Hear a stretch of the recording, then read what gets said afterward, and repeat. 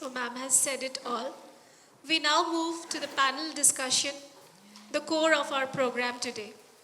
The panel will explore whether our values are still guiding us or if we are losing sight of them. Leading the discussion, we have our moderator, Ms. Hilda Peacock ma'am. She will introduce today's panelists and set the stage for this important conversation. Please welcome Ms. Hilda Peacock ma'am once again as she introduces the panelists. Thank you very much.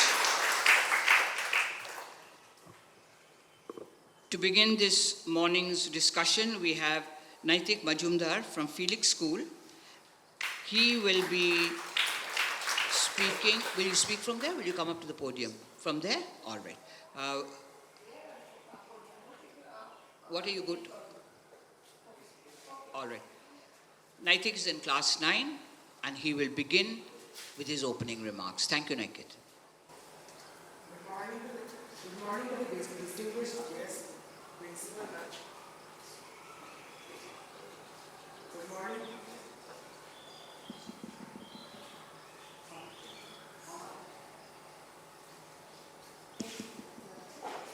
Good morning. Good morning to distinguished guests, Principal Ma'am, Hilda Ma'am, Aarti Ma'am, Ranjana Ma'am, and all our beloved teachers and friends. Before I start, I would like to ask all of you, have you ever thought what happened to the society we used to know a long time ago? What happened to our values of honesty, trust, and empathy? India has been a country with the richest ethical values derived from our spiritual teachings and moral culture. But in our modern society, those feelings have been eroded in the passage of time. There can be several reasons from globalization to the changing personalities of humans towards individualism and materialistic desires. The influence of society in our current upbringing has resulted in engaging a harmful mindset in us. Let me give you a situation. What if a beggar or poor person comes to you seeking help while you are with your elders walking on the street? What would their reaction to it be?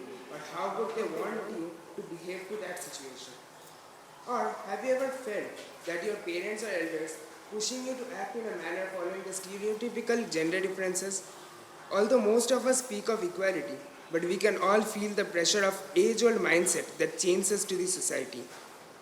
Just once ask yourself, are we really following the ethics of honesty, empathy, or trust in our current life?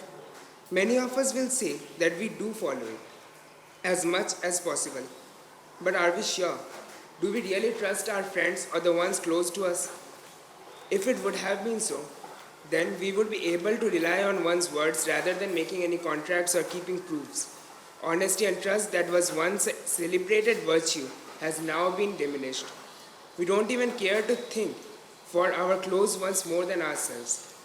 Personal gains and aspirations have sidelined empathy. Although we often think, who is really accountable for this?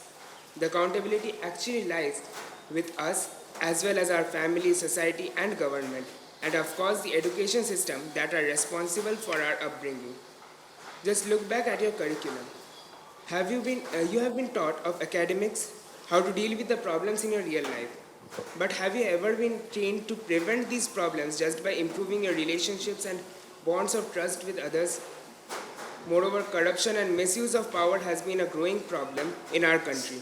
People we look up to as ideals or the ones in our government are often seen to use their influence to overcome the punishment for the crimes they committed. In these circumstances, the next generation is going to have these ideas embedded in their minds. But who is going to change it? Who is going to solve these problems? Literally, there is no one other than ourselves. There is a solution to every adversity. Every tide that rises is sure to fall. So, it is us who have to stand together and truly be united to make a change beneficial to us. As I conclude, I would like you to pause and think to yourself sometime about the problems occurring in our society, how wrong ideas have been ingrained in our minds, and how we can take the first step towards a better future. Thank you. Thank you, Naitik. That was a very, very sound opening for this morning's event. Naitik has raised the question of who is responsible. Who is responsible? And he himself has supplied the answer by saying, I am responsible. Singular, I am responsible. Thank you, Naitik. Good opening remarks from you. And this will lead this conversation to a more fruitful level of discussion. Thank you.